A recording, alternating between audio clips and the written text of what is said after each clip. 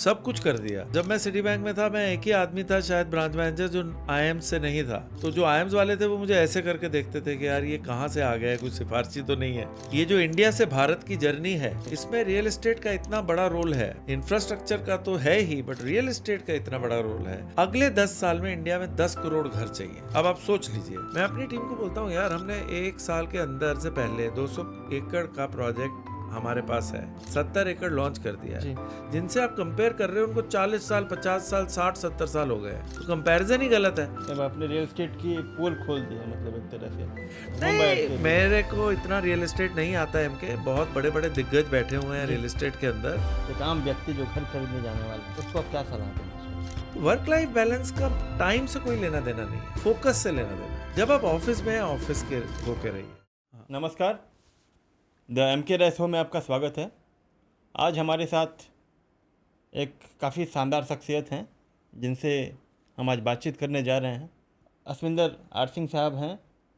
आप जो है बीसीडी ग्रुप के वाइस चेयरमैन हैं और साथ में सीआईआई के रियल एस्टेट कमेटी के जो है आप चेयरमैन हैं। आप एनएआर के एडवाइज़र भी हैं और साथ में पूर्व में आपने भारतीय अर्बन जेलर रेसिडेंशियल और एनारॉक कंपनियों जैसे कंपनियों में आप सीईओ के पोस्ट पे रहे हैं। इसके अलावा आप बैंकर हैं, राइटर हैं और साथ में एक शानदार गायक भी हैं, सिंगर भी हैं। तो सर, आपका हमारे शो पे बहुत बहुत स्वागत है सर। नमस्कार सर, कैसे हैं सर? बिल्कुल ठीक हूँ, thank you MK. Thank you for inviting me. My pleasure sir. Sir, अपनी यात्रा को आप किस प्रकार याद करना चाहेंगे? मेरी यात्रा में काफ़ी लोग ये बात बोलते हैं, बट मेरी यात्रा में काफ़ी कठिनाइयाँ रही हैं, बट वो सारी कठिनाइयाँ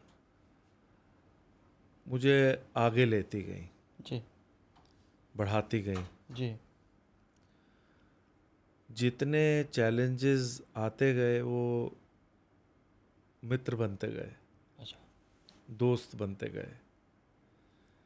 और देखते ही देखते मुझे कुछ 26-27 साल हो गए हैं काम करते हुए। अगर पीछे मुड़ के देखूं और अगर मुझे कोई कहे कि क्या आप यही ज़िंदगी दोबारा जीना चाहेंगे, तो शायद मैं हाँ ना कह पाऊँ, क्योंकि वो इतना आसान नहीं रहा। बट अभी जो दिख रहा है जी, वो काफ़ी खूबसूरत है। अब कठिनाइयाँ रही हैं, काफ़ी रही हैं, मुश्किलें। हाँ, काफ़ी रही हैं। मतलब जब मैंने काम करना शुरू किया था तो मैंने कभी सोचा नहीं था कि मैं ये कर रहा हूँगा और इस मुकाम पर हूँगा रियल एस्टेट में। जब मैंने नौकरी शुरू की तो वो मैंने बैंकिंग में की, जी तो तब भी मैंने कभी नहीं सोचा था कि मैं रियल एस्टेट में हूँगा। मतलब अगर आपको मैं एक एग्ज़ाम्पल के तौर पे बताऊँ तो काफ़ी मुश्किलें रहीं। एक साधारण से परिवार से आता हूँ, जी तो शायद विरासत में काफ़ी हिम्मत मिली, ईमानदारी मिली, सच्चाई मिली और हार ना मानने का जज्बा मिला। बचपन कैसा बीता सर आपका? बचपन अच्छा था, बट जो बचपन और जवानी के दौर का बीच का टाइम है, जो बहुत इम्पॉर्टेंट टाइम होता है किसी के लिए भी। जी मैं 17 साल का था जब मेरे फादर की डेथ हो गई थी, तो वो एक बहुत बड़ा झटका था।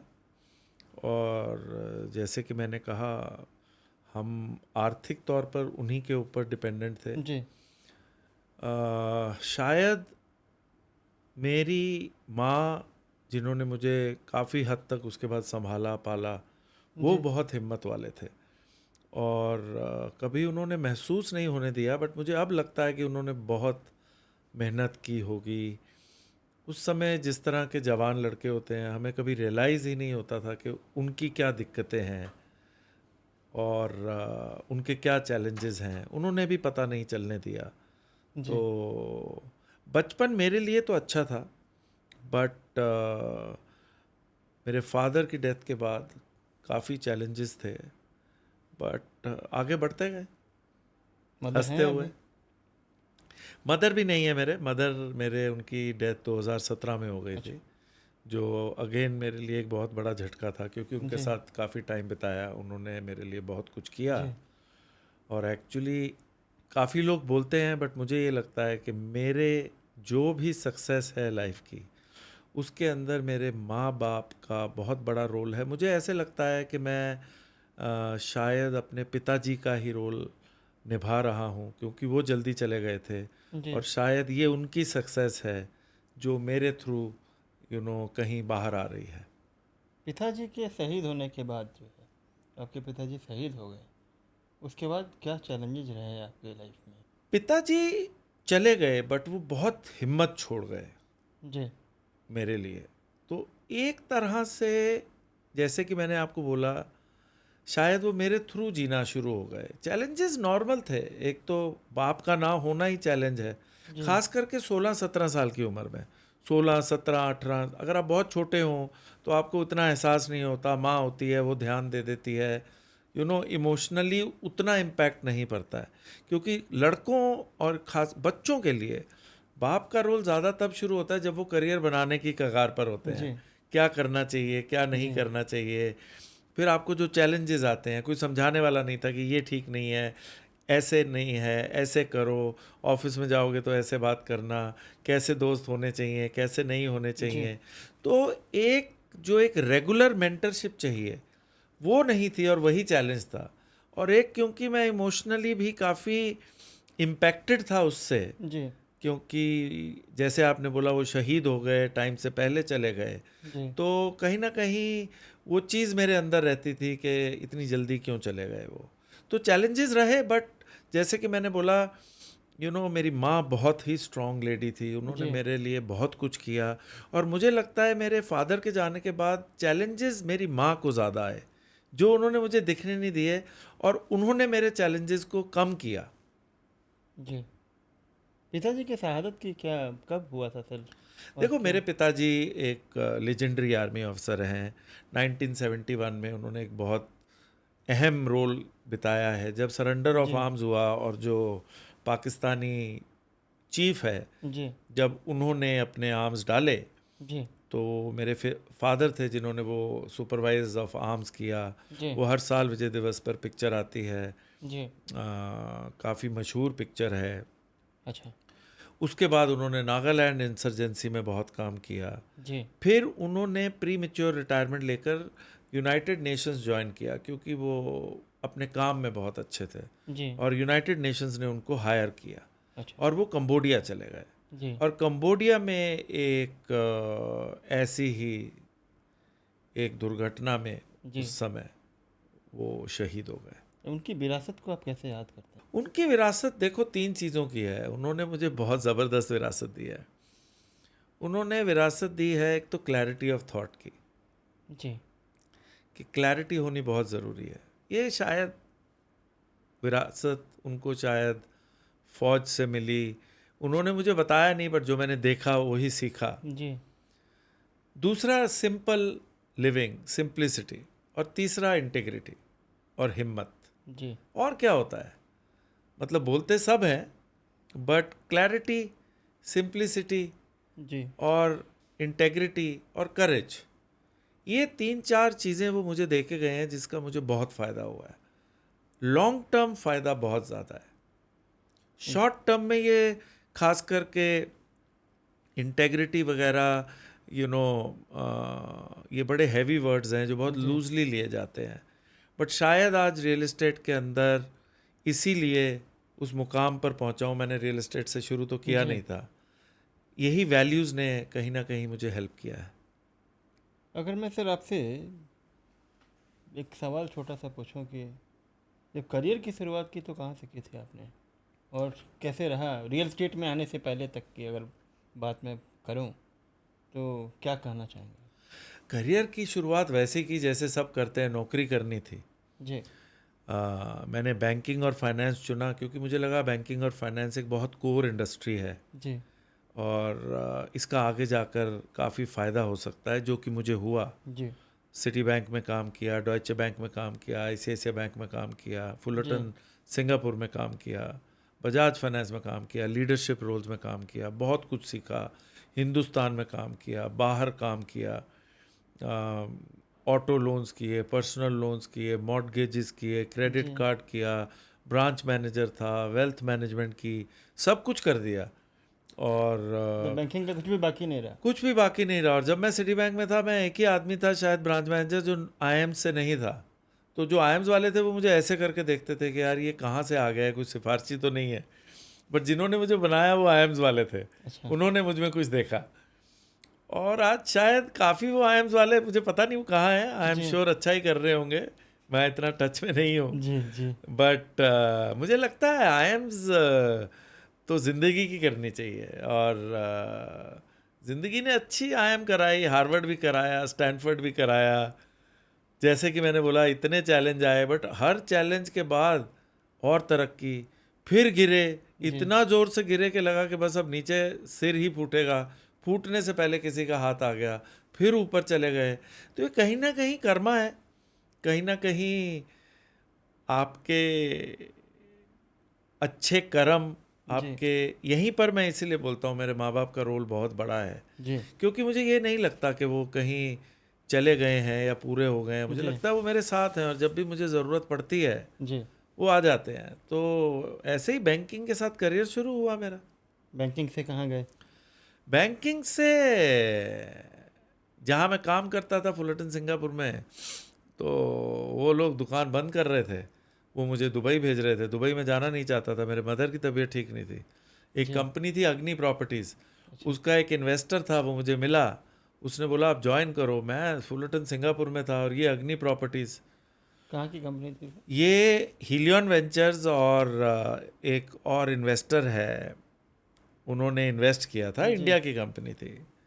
और ज़्यादा सोचा नहीं लाइफ में, मैंने बोला चलो एक प्राइवेट इक्विटी इन्वेस्टर है, जी उनको कोई चाहिए था जिसको प्रोसेस पता हो, काम आता हो, हायरिंग जी। कर ले। रियल एस्टेट की पहली स्टार्टअप थी, हमने ज्वाइन कर ली। ज्वाइन करते ही लोगों ने बोला है तो अश्विंदर का, तो मेरी ऑबिचुरी लिख दी उन्होंने मेरे करियर की कि फुलरटन सिंगापुर से ये आदमी अग्नि प्रॉपर्टीज़ में ज्वाइन कर गया, ये क्या है अग्नि, क्या करते हैं ये लोग। उसके बाद उसका नाम इंडिया होम्स बना अच्छा। और मैं उनका फाउंडर था, को फाउंडर था, हेड था सेल्स एंड डिस्ट्रीब्यूशन का। जी और आज की डेट में हिंदुस्तान की हर डेवलपर, टॉप 7-8 सिटीज़ के अंदर हर चैनल पार्टनर में इंडिया होम्स का एक ना एक आदमी है जिसने मेरे साथ काम किया हुआ है, जिसको मैंने ट्रेन किया हुआ है। एक्चुअली दुबई की 90% वर्कफोर्स रियल एस्टेट की मेरे साथ कहीं ना कहीं डायरेक्टली इनडायरेक्टली काम कर चुकी है। और इंडिया होम्स ने पूरी इंडियन रियल एस्टेट को जी। टैलेंट दिया। वो पहली स्टार्टअप थी, हमने $25 मिलियन रेज किया अच्छा। And rest is history. वहाँ से हम JLL रेजिडेंशियल के CEO बन गए, फिर एनारॉक का को फाउंडर बना और पहला CEO बना, जी और फिर भारतीय अर्बन जो इंडिया की लार्जेस्ट जी। इंटीग्रेटेड टाउनशिप है 150 एकड़ की बैंगलोर में। बैंगलोर में। जी मॉल है, स्कूल है, लीला होटल है, 3 मिलियन स्क्वायर फीट का ऑफिस है जो टेमासेक ने खरीदा, जी वहाँ का CEO रहा। और अब एक एंटरप्रेन्योरियल जर्नी है, BCD में एज अ पार्टनर मैंने ज्वाइन किया है। बहुत ज़बरदस्त लेगेसी कंपनी है, 70 साल पुरानी। जी। सुप्रीम कोर्ट ऑफ इंडिया उन्होंने बनाया है, दिल्ली हाई कोर्ट उन्होंने बनाया है, ओबरॉय होटल उन्होंने बनाया अच्छा। है, ग्रेट। बैंगलोर में diamond district, indoor stadium Koramangala का उन्होंने बनाया है। मिडिल ईस्ट में बहुत काम किया है। तो वहाँ काफ़ी देर तक बात चलती रही और मैंने बोला चलो एज अ पार्टनर ज्वाइन करते हैं। और जी अब उनका रियल एस्टेट डेवलपमेंट जो है वो मैं देख रहा हूँ एज वाइस चेयरमैन। और अभी हमने 70 एकड़ की एक टाउनशिप शुरू की है होसकोटे में, जो बहुत बढ़िया कर रही है। कहाँ पे से?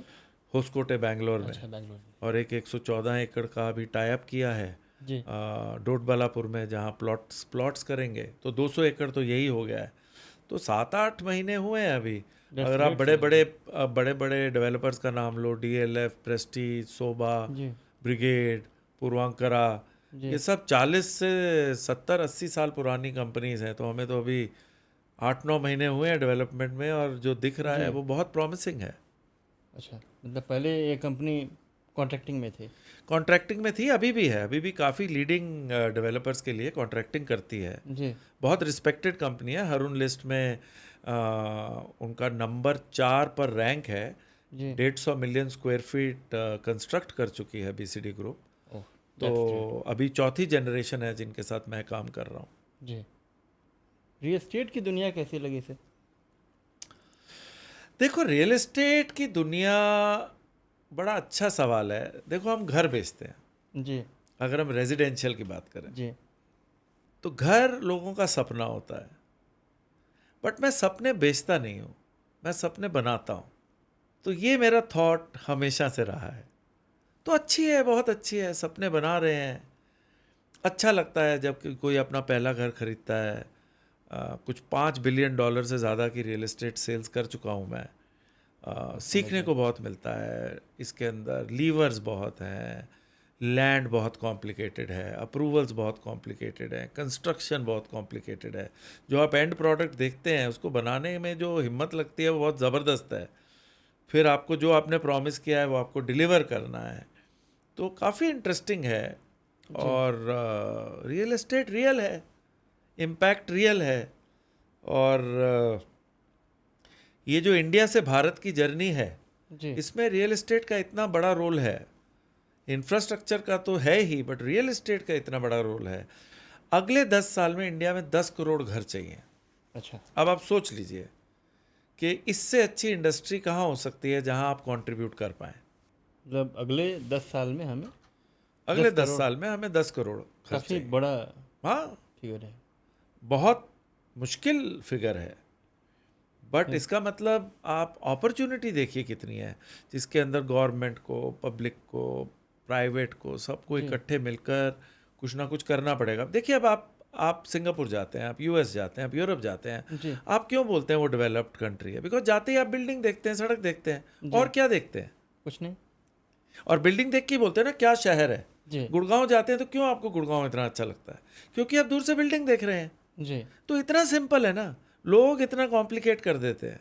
बिकॉज सिंपल के लिए दिमाग चाहिए, कॉम्प्लिकेशन के लिए दिमाग नहीं चाहिए। सही बात है। और क्लैरिटी ऑफ माइंड सबसे इंपॉर्टेंट है। तो मतलब फाइनली आप डेवलप होंगे तभी जब रियल एस्टेट फ्लरिश करेगी, बढ़िया बिल्डिंग्स बनेंगी, टेक्नोलॉजी का यूज़ होगा, सस्टेनेबिलिटी के हिसाब से बिल्डिंग्स बनेंगी, कम्युनिटीज़ बनाओगे, और इससे अच्छा कोई इंडस्ट्री हो ही नहीं सकता। रियल एस्टेट का फ्यूचर बहुत शानदार होने वाला है। ज़बरदस्त फ्यूचर होने वाला है, बहुत ज़बरदस्त ट्रांसफॉर्मेशन हो रही है। जैसे मैंने आपको बोला, 3 चीज़ें रियल एस्टेट को बहुत ट्रांसफ़र कर रही हैं। जी अभी लोग घर नहीं खरीदते, ऑफिस नहीं खरीदते, लोग 3 चीज़ें देखते हैं कि टेक्नोलॉजी क्या है, स्मार्ट होम्स हैं नहीं है, सस्टेनेबिलिटी है कि नहीं है, जी यू नो, और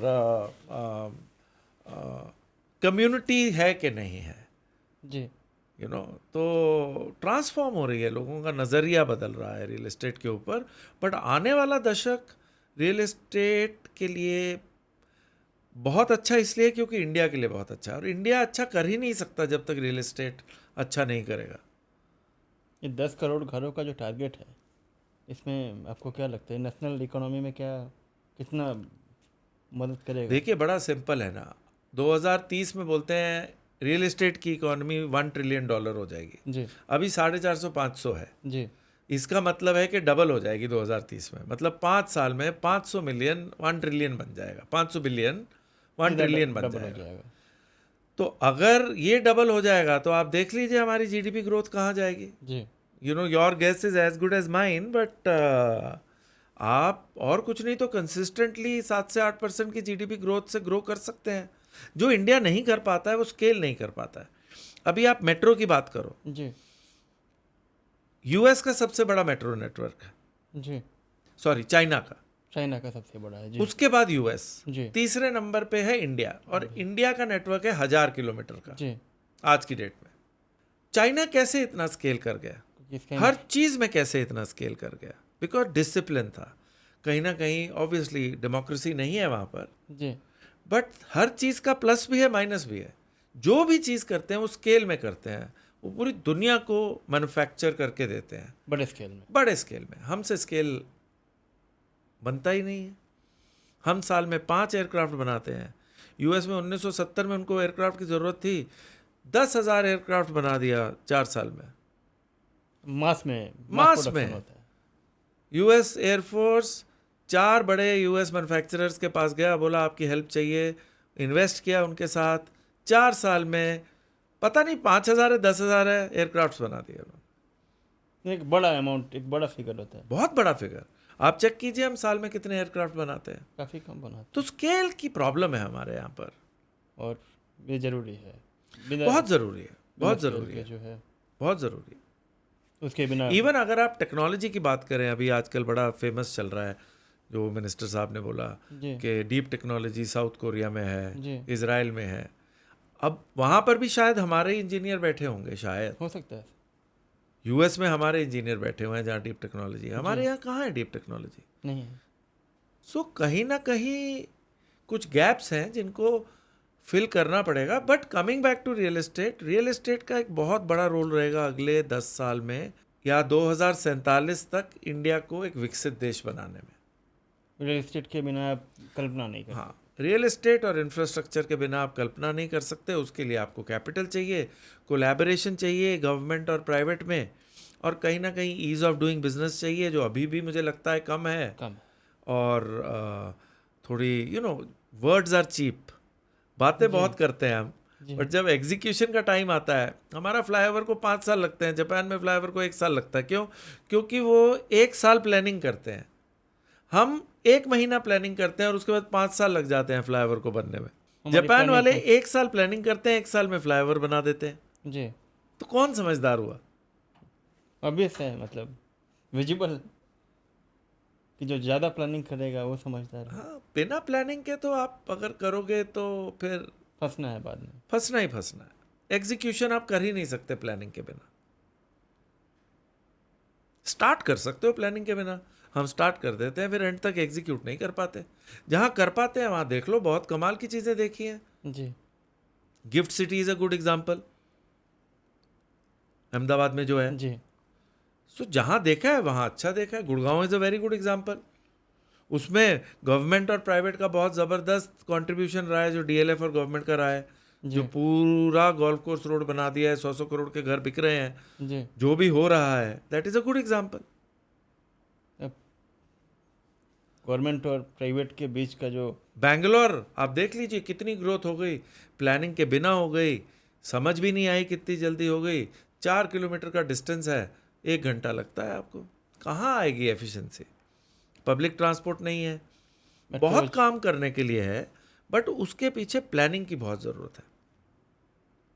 हमारे यहाँ मतलब आपका कहना है कि प्लानिंग की ज़रूरत ज़्यादा है, प्लानिंग अभी कम है। भाई मैं कोई होता नहीं हूँ ये कहने के लिए, जो मुझे दिख रहा है मुझे वो लगता है कि कहीं ना कहीं मानना है आपका, कहीं ना कहीं जी ऐसा क्या है कि हम लोग इतने समझदार हैं, एजुकेटेड हैं, पढ़े लिखे हैं, तो हम क्यों कई बेसिक चीज़ों में स्ट्रगल करते हैं?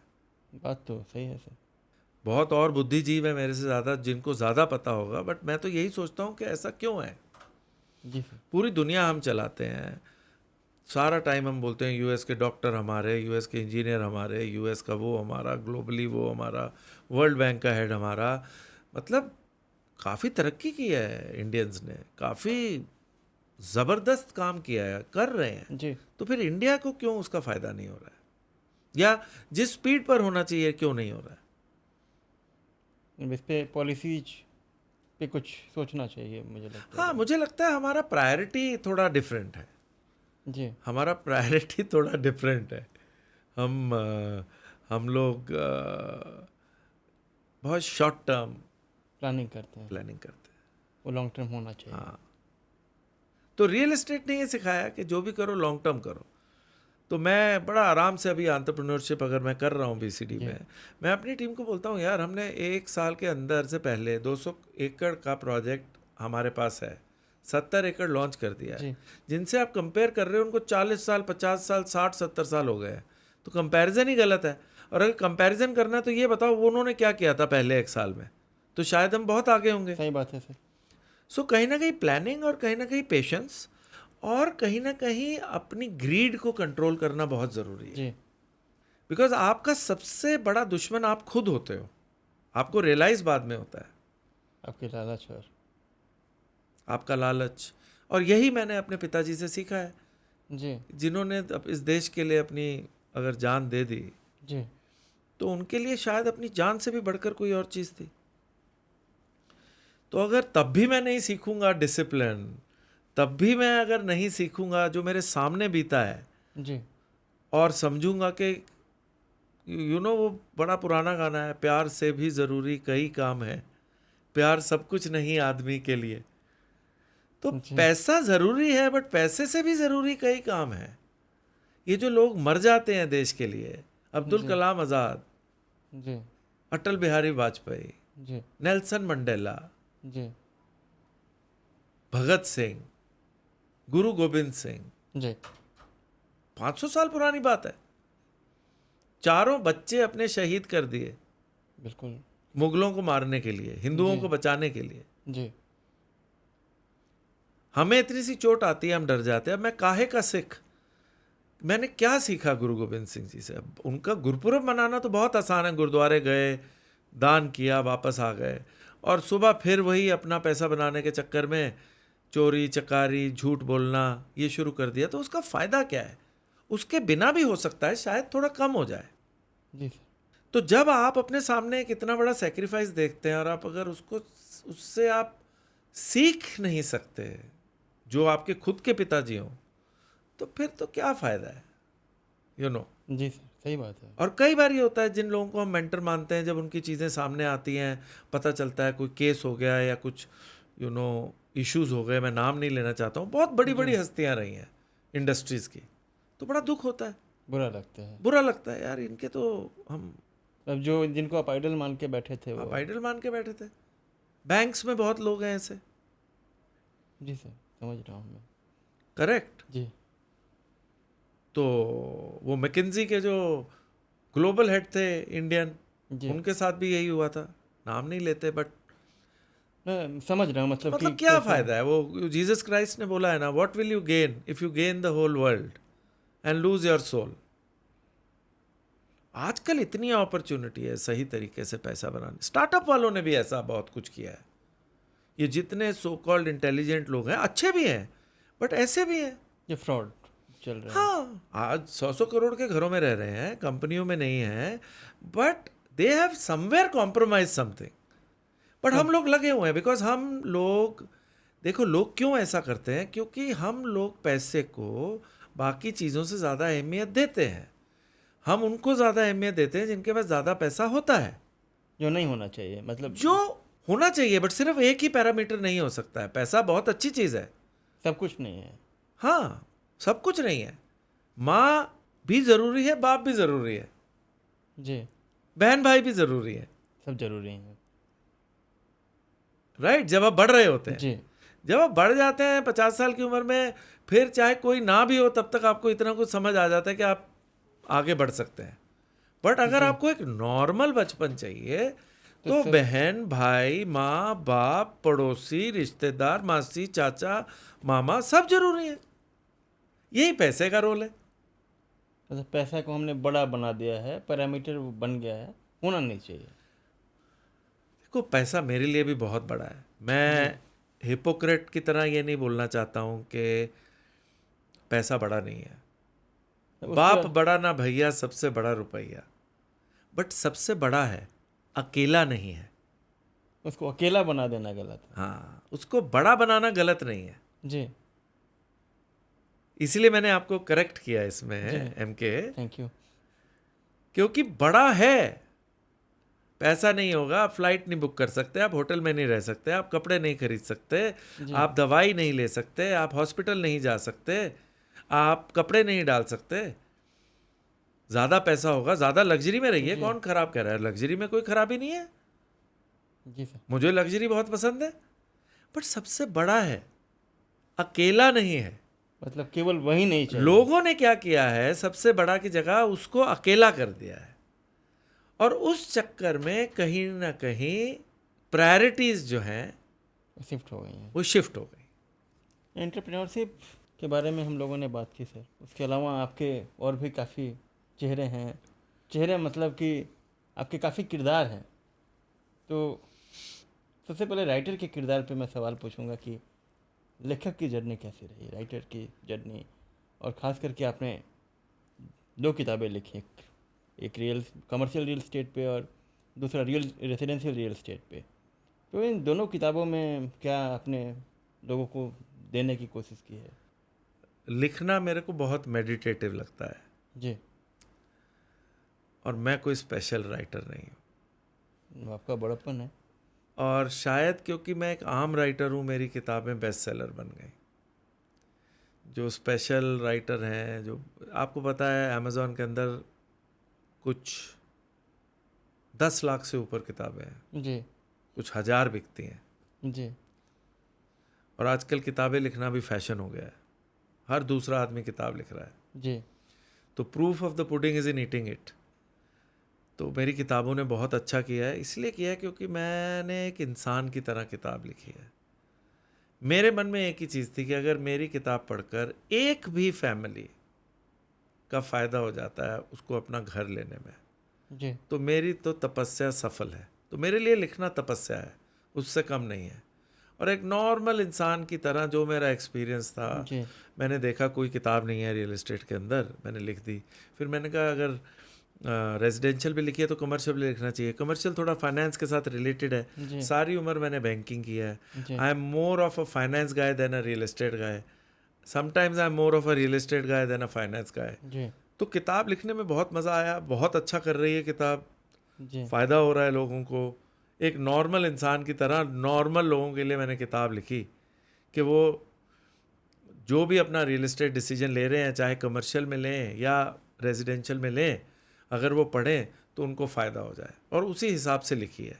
रियल एस्टेट पे खास करके मैं रेसिडेंशियल के बारे में पूछूंगा आपसे कि रेसिडेंशियल पे आपकी किताब अगर कोई पढ़ता है, या आपकी किताब में एक आम आदमी के लिए क्या है, एक आम होम बायर के लिए क्या है, वो घर खरीदते समय गलती नहीं कर सकता।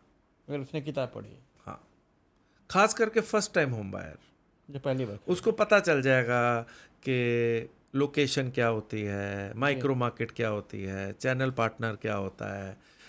उसको ये पता चल जाएगा कौन से सवाल पूछने हैं। मतलब अपने रेसिडेंशियल या रियल एस्टेट वालों का जो है वो, मतलब उसको ये पता चलना चाहिए कि सिर्फ ब्रोशर देख के एक्साइट नहीं होना। जी लोकेशन अगर अच्छी है तो क्यों अच्छी है, डिज़ाइन अगर अच्छा है तो वो बोलेगा क्यों अच्छा है। आप बोल रहे हो डिज़ाइन अच्छा है, आप बताओ तो सही क्यों अच्छा है। आप बोल रहे हो लोकेशन अच्छी है, बताओ तो सही लोकेशन अच्छी है। आप बोल रहे हो ईएमआई बहुत अच्छी है, बताओ तो सही क्यों ये ईएमआई दूसरी ईएमआई से अलग कैसे है। मेरी किताब सिर्फ सवाल पूछना सिखाती है। अब आपने रियल एस्टेट की पोल खोल दी है, मतलब एक तरह से होम बायर नहीं, के लिए। मेरे को इतना रियल एस्टेट नहीं आता है। के बहुत बड़े बड़े दिग्गज बैठे हुए हैं रियल एस्टेट के अंदर। हम तो सिर्फ चाह रहे हैं कि जो हमें पता है वो लोगों को भी पता चलना चाहिए। सिंप्लीफाई करके लिखा है ताकि एक आम आदमी को एक इनेबलर मिल जाए, एक कोच मिल जाए, और वो अपना सही डिसीजन ले सके, उसका नुकसान ना हो। 80% लोग जिन्होंने घर लिया है जी पहली बार, दूसरी बार या तीसरी बार, वो तब भी गलती करते हैं घर खरीदते हुए। ये एक रिसर्च है। अच्छा। और बेस्ट बात है, मेरी किताब से पहले कोई किताब ही नहीं थी रियल एस्टेट के ऊपर। उसके बाद बहुत लोग सोच रहे हैं लिखने की, फिर बोल रहे हैं तो ये अब पछताए होत क्या जब चिड़िया चुग गई खेत। आपने जो है उसको निकाल दिया, लोग पैसा बनाने में लगे हुए थे, हम किताब लिखने में लगे हुए अपने थे। बाजी मार ली, मतलब एक अनूठा काम कर गए आप, पता अनोखा नहीं काम। क्या कर गए। मतलब हाँ, मतलब जैसे मैंने बोला, लिखना मेरे लिए तपस्या है। अभी भी मैं रोज़ लिखता हूँ, कुछ ना कुछ लिखता हूँ, जी। तो अच्छा लगता है। जैसे आप किताब पे बात कर रहे थे, मैं सिंपल सा सवाल पूछता हूँ आपसे कि अगर किताब का निचोड़ हम साधारण जनता को, एक आम व्यक्ति जो घर खरीदने जाने वाला है, उसको आप क्या सलाह देना चाहेंगे? देखो, सबसे बड़ी सलाह ये है कि आप कभी भी अपने आप को जी घर खरीदते समय ज़रूरत से ज़्यादा स्ट्रेच मत कीजिए। जो मर्जी कोई भी कहे, जी घर एक ज़रूरत है, सबको खरीदना है, बट आप कभी भी अपने आप को ज़रूरत से ज़्यादा स्ट्रेच मत कीजिए। उसके पीछे रीज़न है। घर आदमी जाता है थका हारा आराम करने। जी घर आदमी जाता है जब वो स्ट्रेस्ड हो जाता है, तो बोलता है घर जाऊंगा, फैमिली को मिलूंगा, चाय पानी पीऊँगा, खाना जी। खाऊँगा उनके साथ, सुकून मिलेगा। और अगर वही घर आपका सुकून छीन ले तो अच्छा नहीं लगेगा। तो फिर आपने एक बहुत बड़ा ब्लंडर कर दिया। जी। तो घर छोटा हो चलेगा, बट घर स्ट्रेच करके आपको एक फाइनेंशियल तंगी में डाले वो नहीं चलेगा। मैं आपको पहले भी बोला, मेरा जी। काम सपने बेचना नहीं है, सपने बनाना है। मेरा काम सपने बनाना है। और घर लोगों से बनता है, परिवार से बनता है, साइज से नहीं बनता है। छोटा लो पहले, उसके बाद बड़ा करो, प्लानिंग करो, फाइनेंशियल प्लानिंग करो, कितनी कमाई है, कितना डेट ले सकते हो, कितनी ईएमआई दे सकते हो। मतलब रियलिस्टिक होना चाहिए। रियलिस्टिक होकर आप घर खरीदो। तो मेरी किताब में फाइनेंशियल प्लानिंग के ऊपर बहुत बातें हैं। मतलब एक आम होम बायर के लिए जो है ये बेस्ट एडवाइस है हाँ। जो आपने दिया। बिकॉज हर होम बायर इंडिया में एमबीए तो है नहीं, सही बात है। हर होम बायर चार्टर्ड अकाउंटेंट भी नहीं है, जी। हर और होम बायर मेट्रो में भी नहीं बैठा हुआ जी। कि वो एनसीआर, बम्बई, बेंगलोर में बैठा हुआ है। कोई कोयम्बटूर में बैठा हुआ है, कोई रायपुर में बैठा हुआ है, जी। कोई अयोध्या में बैठा हुआ है, कोई तिरुपति में बैठा हुआ है, कोई चंडीगढ़ में बैठा है, कोई हिमाचल में सोलन में बैठा है। उसके पास इतना एक्सपोजर नहीं है, तो कैसे सीखेगा? उसको कौन सीखना- बताएगा फाइनेंशियल प्लानिंग? आपकी किताब बताएगी। नहीं तो फिर वो ब्रोकर्स के पास जाएगा, डेवलपर्स के पास जाएगा, लोग गुमराह करेंगे, फिर वो गलती करेगा और फिर वो बाद में रियल एस्टेट को कोसेगा। जी। मतलब एक बेहतरीन जो है एक सलाह आपकी किताब अपने आप में जो लग तो रहा है, जिस तरह से बिक रही है, जिस तरह से रिस्पांस है, जिस तरह से कंपनीज ने, डेवलपर्स ने, लाइब्रेरीज ने, इंस्टीट्यूशंस ने ये किताब रखी हुई है रेफरेंस के लिए, उससे जी। लगता है कि काम आ रही है लोगों को। आपको बधाई हो सर।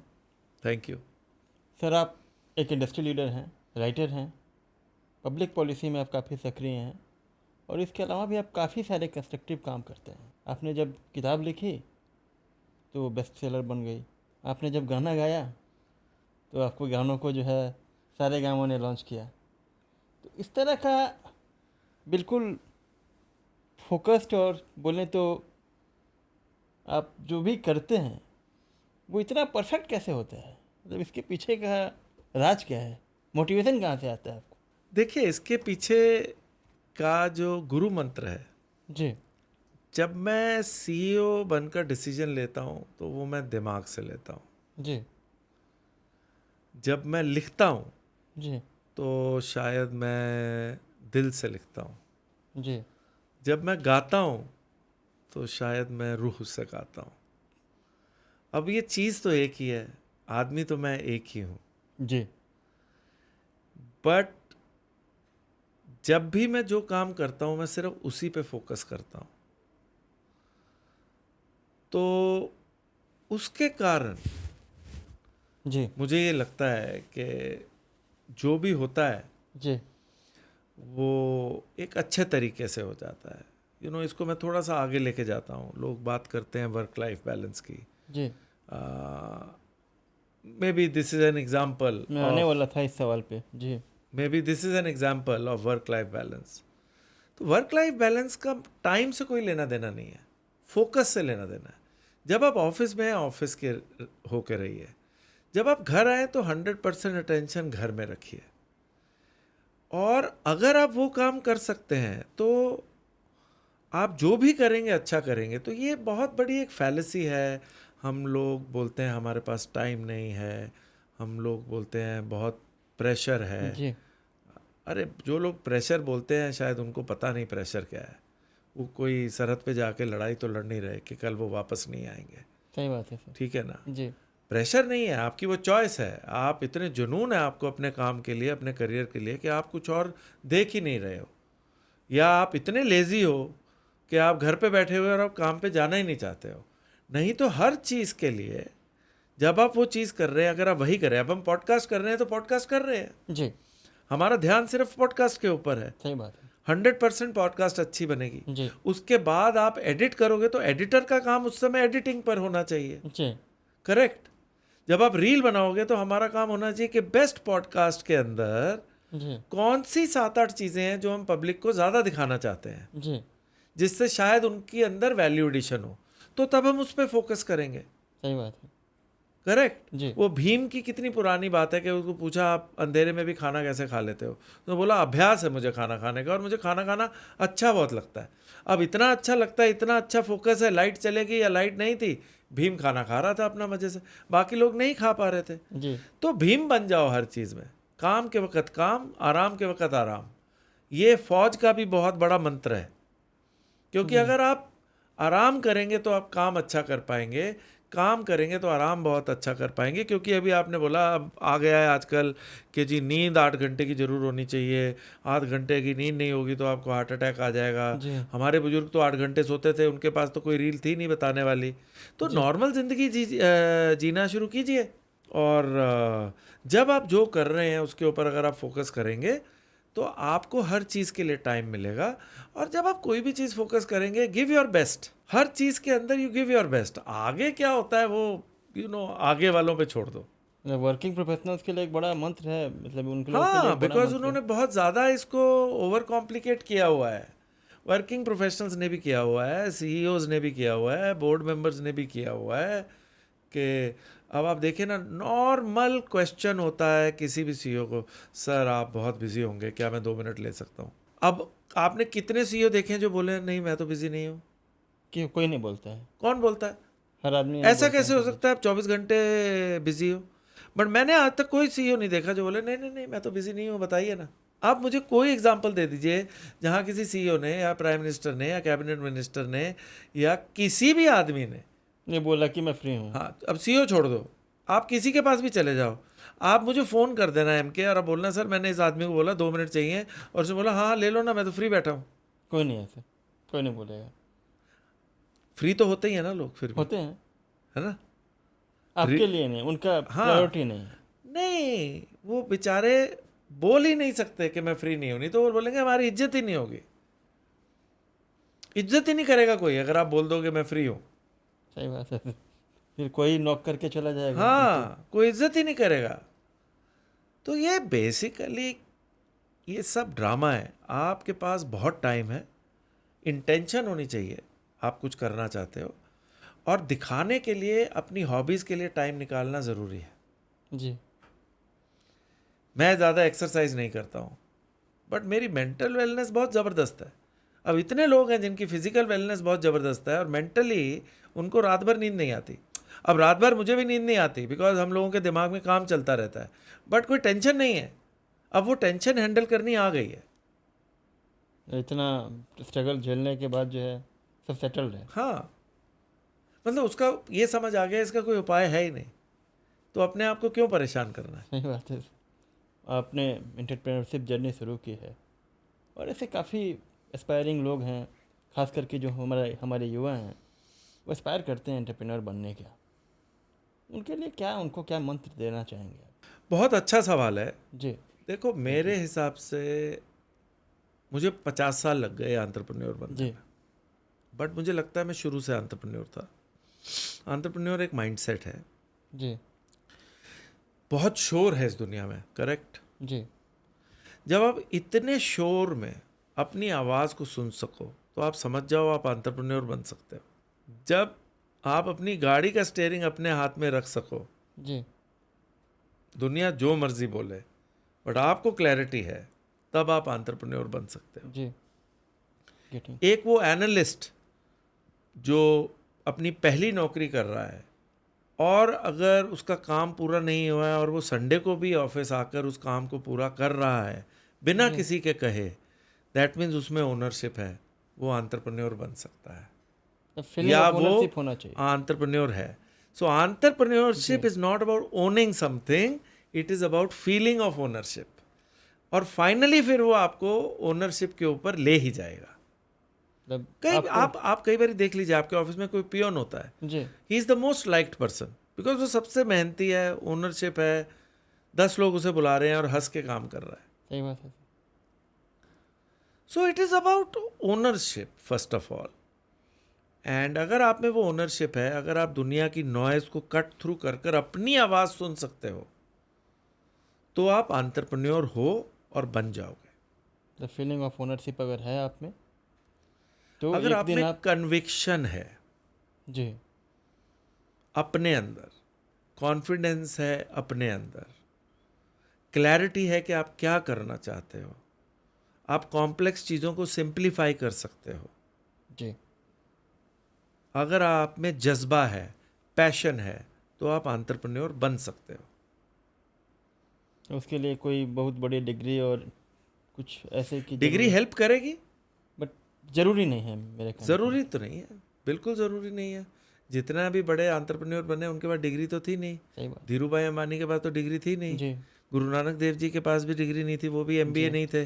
जी ठीक है। जी नेल्सन मंडेला का मुझे नहीं पता उनके पास डिग्री थी कि नहीं जी थी।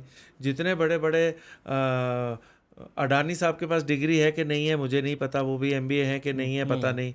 ठीक है। अनिल अग्रवाल जी उनके पास डिग्री है नहीं है मुझे नहीं पता, वेदांता वाले, जी अडानी, अंबानी, आप देख लीजिए। तो मतलब मैं एग्जांपल दे रहा हूँ, बहुत बड़े लोगों का एग्जांपल दे रहा हूँ क्योंकि वो सबको पता है, सब रिलेट कर सकते हैं। जी अगर आप इतने शोर के अंदर अपनी आवाज़ सुन सकते हो तो आप एंटरप्रेन्योर बन सकते हो। आपसे बातचीत करके काफ़ी अच्छा लगा सर, और आपने समय दिया इतना, उसके लिए आपका बहुत बहुत धन्यवाद sir. Thank you so much sir. धन्यवाद। Thank you. Thank you.